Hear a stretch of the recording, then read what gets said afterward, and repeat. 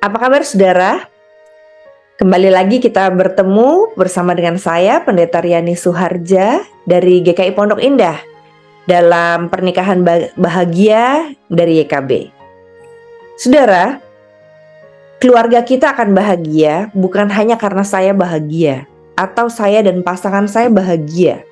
Keluarga kita bahagia kalau melihat anak-anak juga bahagia. Nah, salah satu cara untuk membuat keluarga kita bahagia bersama dengan anak-anak kita adalah ketika kita punya komunikasi yang baik. Ini tema sangat umum sekali. Seperti apa komunikasi yang baik itu? Mari hari ini kita telusuri satu saja unsurnya, yaitu yang kita sebut dengan kedekatan emosional dengan anak. Kenapa kita perlu kedekatan emosional dengan anak? Karena anak-anak yang Tuhan lahirkan dan hadirkan dalam hidup kita adalah anak-anak yang punya emosi atau perasaan. Kita juga punya emosi dan perasaan. Dan gunanya home atau rumah atau keluarga buat seseorang adalah mereka bisa mengalami bukan hanya kedekatan fisik, tapi juga kedekatan emosi. Kenapa? Karena kedekatan emosi menjadi pintu di mana kita bisa berjumpa dan menikmati kehadiran Tuhan. Bahkan bisa mencintai Tuhan. Mencintai Tuhan itu menggunakan emosi juga kan? Maka penting sekali orang tua punya kedekatan emosi dengan anak, dengan pasangan, bahkan dengan Tuhan. Nah, gimana caranya? Ada beberapa hal yang perlu kita perhatikan supaya kita memiliki kedekatan emosi dengan anak, dengan pasangan, dan juga dengan Tuhan. Yang pertama adalah tentu saja kita perlu memahami perasaan anak-anak kita. Kalau kita punya 3 anak kita belum tentu punya perasaan yang sama pada waktu bangun pagi. Ada yang bangun pagi menangis karena mimpi buruk. Ada yang bangun pagi bersemangat seperti anak saya waktu umur 2-3 tahun. Saya ingat puluhan tahun yang lalu ketika dia bangun dia langsung terjun dari tempat tidurnya, jalan dan mencari mainannya. Ada yang bangun pagi sudah bahagia, menyanyi, tersenyum, ingin berpelukan dengan orang tuanya. Nah, apakah saudara tahu perasaan anak saudara ketika bangun pagi? Bukan hanya perasaan yang menyenangkan dan tidak menyenangkan, tetapi juga nama-nama dari perasaan itu. Dan ini bedanya dengan orang dewasa yang sudah punya kecerdasan emosi.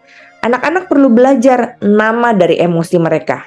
Itu sebabnya penting sekali bertanya atau memberikan pilihan pada anak kita ketika mereka bangun pagi. Senangnya bangun pagi atau mimpi buruk? Nah, pilihan itu membuat mereka bisa mengidentifikasikan atau memberi nama dari perasaan mereka.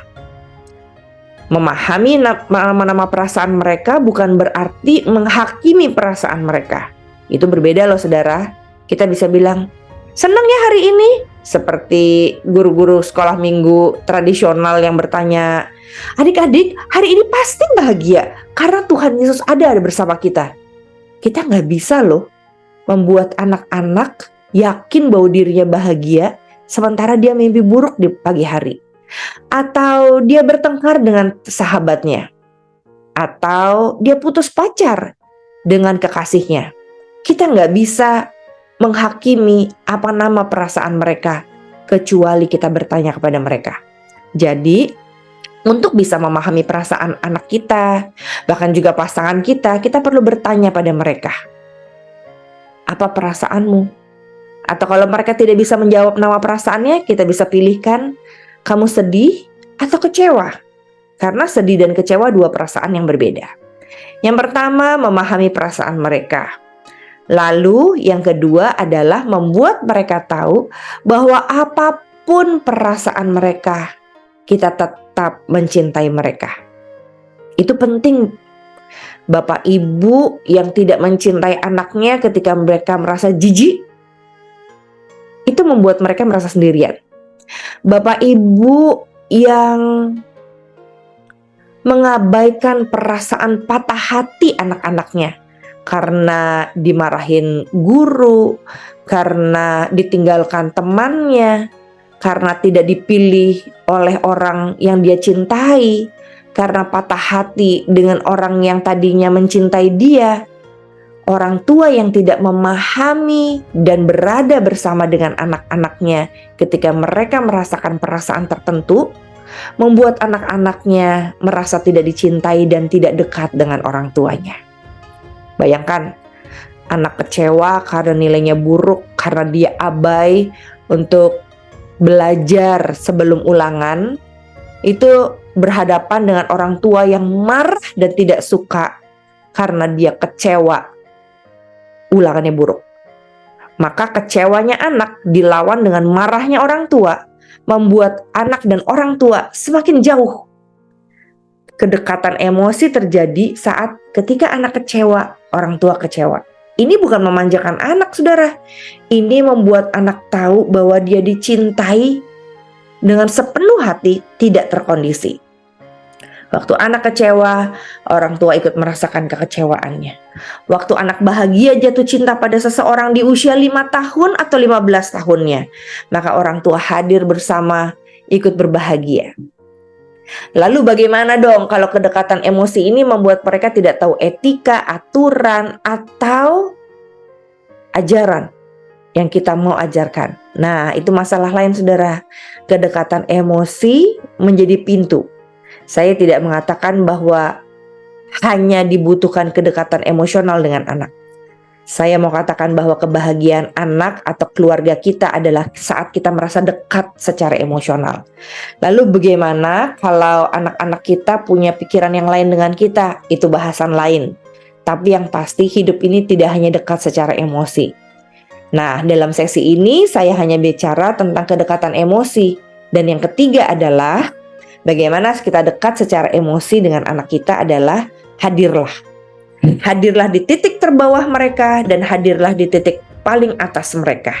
Itu berarti dalam pengalaman yang tidak menyenangkan maupun yang pengalaman yang menyenangkan, kita ada bersama dengan mereka. Kita duduk bersama sambil berpikir, berdoa, bahkan berdiam diri bersama. Titik terendah adalah masa-masa di mana mereka mengalami hal-hal yang tidak menyenangkan berupa kesedihan, kemarahan, keputusasaan, stres yang berkepanjangan, bahkan juga sampai depresi. Ada loh anak-anak kecil yang depresi berat sampai akhirnya gatel-gatel, pengen makan terus, pengen tidur aja seharian, tidak mau bertemu orang, atau berteriak-teriak bahkan berjoget di depan orang tanpa tahu bahwa itu membuat keluarga menjadi malu atau dirinya menjadi malu. Nah, titik terendah itu kalau tidak dilatih sejak dini bahwa dia tahu bahwa dia ada bersama dengan orang tua, maka dia akan menjadi anak yang kesepian. Banyak loh anak-anak, remaja, dan pemuda yang mau bunuh diri karena kesepian. Kenapa? Karena mereka tidak mengalami kedekatan secara fisik ataupun kedekatan lebih dalam lagi secara emosional dengan orang tuanya. Biasanya Bapak Ibu, anak-anak yang tidak merasa dekat secara emosional dengan orang tuanya, maka secara fisik ia juga menjauh. Sebaliknya, anak-anak sampai usia berapapun, kalau dia merasa kedekatan emosionalnya dengan orang tua sangat erat, orang tua memahami yang dia pahami, maka secara fisik dia akan terus ada bersama dengan orang tuanya. Sejauh apapun dia berusaha untuk menghubungi orang tuanya. Muka dengan muka, telinga dengan telinga. Bukan hanya saat bahagia, tetapi juga saat menderita. Nah, kalau kita ada untuk anak-anak kita dan menjadi contoh bersama dengan pasangan kita, bagaimana memiliki kedekatan yang sangat erat dengan anak kita secara emosional, maka niscaya anak-anak akan merasa bahagia berada bersama orang tuanya. Dan mereka menyebut keluarga kita adalah home, rumah, keluarga yang nyaman buat mereka. Sehingga kemanapun mereka melangkah, sejauh apapun mereka pergi, mereka akan balik ke rumah untuk merasakan kedekatan emosional itu. Bahkan yang paling penting nantinya, mereka akan menemukan dan mencari, mengharapkan pasangan-pasangan yang juga bisa dekat secara emosional dengan mereka. Berbeda dengan anak-anak yang tidak memiliki kedekatan emosional dengan orang tuanya. Karena dia jauh secara fisik, dia berpikir pasangan yang baik adalah pasangan yang begitu dekat, bahkan melekat secara fisik dan seksual. Sehingga inilah yang menjadi tren masa kini. Orang-orang ingin mencari teman secara seksual, secara fisik yang dekat, tapi mereka tetap merasa jauh secara emosional dengan mereka. Karena di dalam rumahnya pun tidak ada contoh yang baik bagaimana dekat secara fisik, tapi juga dekat secara emosional. Jadi, yuk kita jalankan tugas dan peran kita sebagai orang tua yang memenuhi kebutuhan mendasar anak-anak kita, yaitu merasa dekat dan lekat secara emosional, memahami perasaan mereka, mengerti apa yang mereka rasakan, duduk bersama mereka, sehingga mereka merasa dicintai dan dihargai dengan berbagai perasaan yang layak mereka rasakan dan nyatakan. Setelah itu, hadirlah khususnya di titik terendah mereka dan titik tertinggi mereka.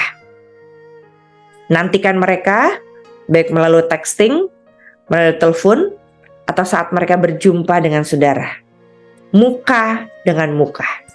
Selamat mencoba, selamat lebih dekat, selamat berada di pihak anak, sekalipun orang lain menjauh dan tidak menyukai anak-anak kita atau pasangan kita. Dan dekatkanlah mereka dengan Tuhan dengan perasaan-perasaan yang jujur itu. Tuhan, kami marah. Tuhan, kami kecewa. Tuhan, kami begitu bingung. Tuhan, kami tidak tahu apa yang harus kami perbuat. Tapi kami tahu kami punya keluarga yang dekat secara emosional. Untuk mendekat secara emosional dengan Tuhan. Sehingga kami gak sendirian. Percaya deh, orang tua yang bijak, anak bahagia. Komunikasi yang bahagia adalah komunikasi yang salah satunya membuat anak tahu dia tidak sendirian, tapi ada keluarga yang begitu dekat-dekat secara emosional di hati mereka, kemanapun mereka pergi. Tuhan memberkati saudara dan keluarga saudara, membahagiakan pernikahan saudara, membahagiakan hidup kita dan anak-anak kita. Tuhan memberkati.